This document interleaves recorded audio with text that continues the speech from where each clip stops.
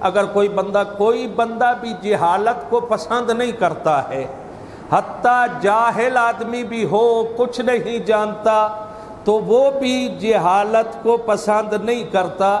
آپ اگر کسی جاہل آدمی کو کہیں نا کہ یار تو بڑا پڑھا لکھا ہے، بڑا عالم آدمی ہے، وہ بھی چوڑا ہو جاتا ہے، اس کو خوشی ملتی ہے۔ اور اگر آپ جاہل کو جاہل کہیں تو اس کو اچھا نہیں لگتا ہے۔ اس کا مطلب ہے جہالت ایک گالی ہے، جہالت ایک ذلت ہے، جہالت ایک پسپائی کا نام ہے۔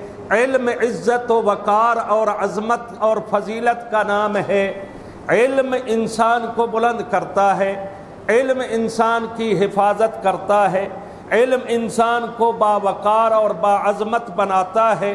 اور جس کے پاس علم ہوتا ہے، آپ نے دیکھی ہیں جتنی تحریکیں دنیا میں چلتی ہیں، ان کے چلانے والا ایک آدمی اٹھتا ہے جو علم رکھتا ہے، تھوڑا حالات سے واقف ہوتا ہے، وہی تحریک کا قائد بنتا ہے۔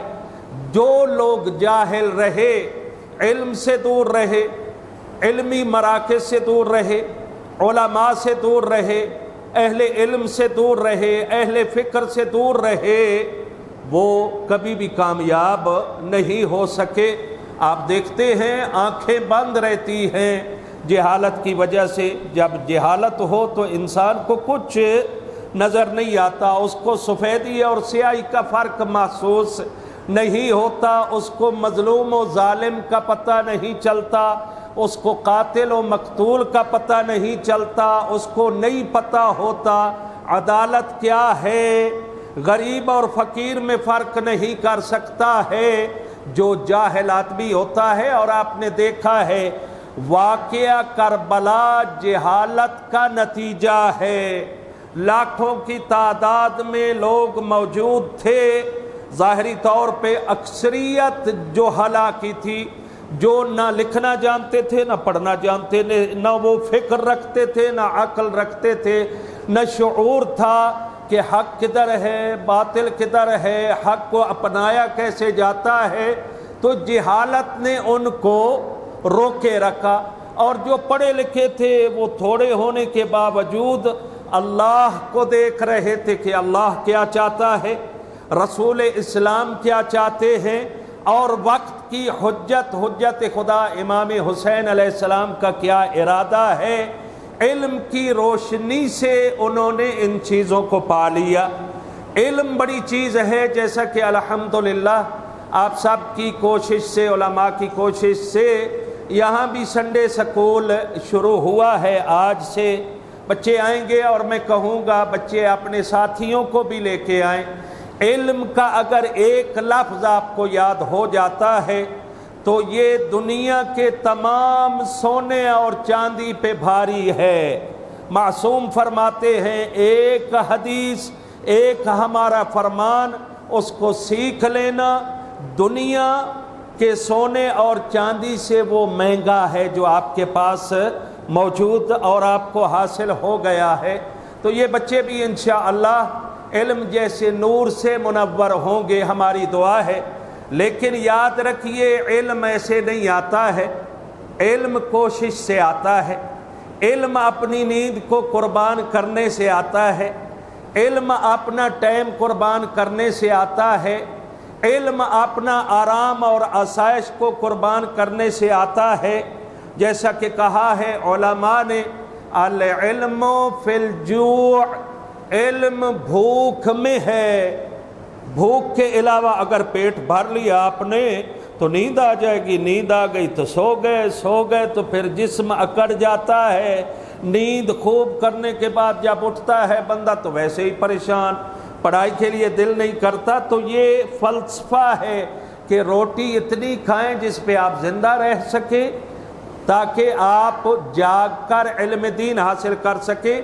اور یہاں محقق نصیر الدین طوسی رحمۃ اللہ علیہ، جن کی قبر مبارک امام موسیٰ کاظم علیہ السلام کے حرم مطہر میں ہے، ابھی انہوں نے ایک کتاب لکھی ہے آداب المتعلمین، چھوٹی سی کتاب ہے، ہمارے مدارس دینیہ میں پڑھائی جاتی ہے۔ یہ کہ طالب علم کو کیسے علم حاصل کرنا چاہیے، اس کے دوست کیسے ہونے چاہیے، اس کے استاد کیسے ہونے چاہیے، پڑھائی کا وقت کیا ہونا چاہیے، کس وقت وہ آرام کرے، حتیٰ اس نے کھانا کتنا ہے، کیسا کھانا کھانا ہے، گھی والی روٹی کھا سکتا ہے یا نہیں، اگر گھی والی کھائے گا تو پیاس لگے گی، پانی پیے گا، جو کثرت سے پانی پیتا ہے اس کو بلغم ہو جاتی ہے، جس کو بلغم ہو جاتی ہے اس کا حافظہ کمزور ہو جاتا ہے۔ اتنے تک انہوں نے بیان کیا۔ محل شاہد یہ ہے، خوبصورت جملہ اس میں انہوں نے ایک طالب علم کا ذکر کیا ہے۔ ایک طالب علم تھا نجف اشرف میں، اس وقت کا ہوگا، انہوں نے ذکر کیا ہے، وہ علم دین حاصل کرتا تھا، صبح کی نماز سے پہلے وہ مطالعہ کر رہا تھا، پڑھتے پڑھتے ایک علمی مطلب جو بڑا دقیق تھا اس کو اس نے پا لیا، سمجھ لیا مطلب کو، اور اس کو بڑا لطف آیا، بڑا سکون محسوس کیا، تو پھر مخاطب ہو کر کہنے لگا، اینا ابناء الملوک من ہذہ اللذہ، بادشاہوں کے بیٹے کہاں ہیں جو اس جیسی لذت سے محروم ہیں، جو نہیں پا سکتے ہیں جو لذت مجھے ملی ہے۔ قبلہ تشریف فرما ہے، ایک ہمارے بزرگ تھے، ان کے پاس ہم کچھ عرصہ پڑھتے بھی رہے، وہ فرمایا کرتے تھے کہ جب کوئی طالب علم ایک نقطہ علمی کو سمجھ لیتا ہے تو وہ جو لذت محسوس کرتا ہے نا، ایسی لذت دنیا میں کہیں نہیں پائی جاتی اور نہ ہی کسی کو مل سکتی ہے۔ تو جتنا بندہ علمی دقائق میں داخل ہوتا ہے اتنا لطف اندوز ہوتا ہے، لیکن اس کے لیے وقت درکار ہے، اس کے لیے بہت ساری چیزوں کی ضرورت ہے، اس کے لیے پرہیزگاری کی ضرورت ہے، واجبات کو ادا کرنا ہے، دل کو پاکیزہ کرنا ہے، ہر قسم کی برائی سے محفوظ رہنا ہے، چاہے آنکھوں کی برائی ہے، ہاتھوں کی برائی ہے، زبان کی برائی ہے، یا کوئی اور برائی ہے، روحانی ہو یا جسمانی ہو، کوشش کریں اس سے بھی پاک رہیں تاکہ کامیاب ہوں۔ آپ بچے ہیں جو نئے آئے ہیں، آپ دیکھیں، آپ استاد آپ کو پڑھائیں گے، اچھے انداز سے پڑھائیں گے، فضلاء ہیں، موفق ہیں انشاءاللہ، اللہ ان کی توفیقات خیر میں اضافہ فرمائے، لیکن اصل میں آپ نے پڑھنا ہے۔ استاد آئے گا، آپ کو لیکچر دے گا، آپ لیں گے، لکھیں گے، آگے اپنانا اور اس کو سمجھنا اور حاصل کرنا آپ کا کام ہے۔ آپ قلم بھی ساتھ رکھیں گے، کاپی بھی ساتھ رکھیں گے، اصل نکات کو لکھیں گے اور ان کی مٹھاس کو محسوس کریں، شوق اپنے اندر پیدا کریں گے تو وہ شوق آپ کو ابھارتا ہے کہ آپ علم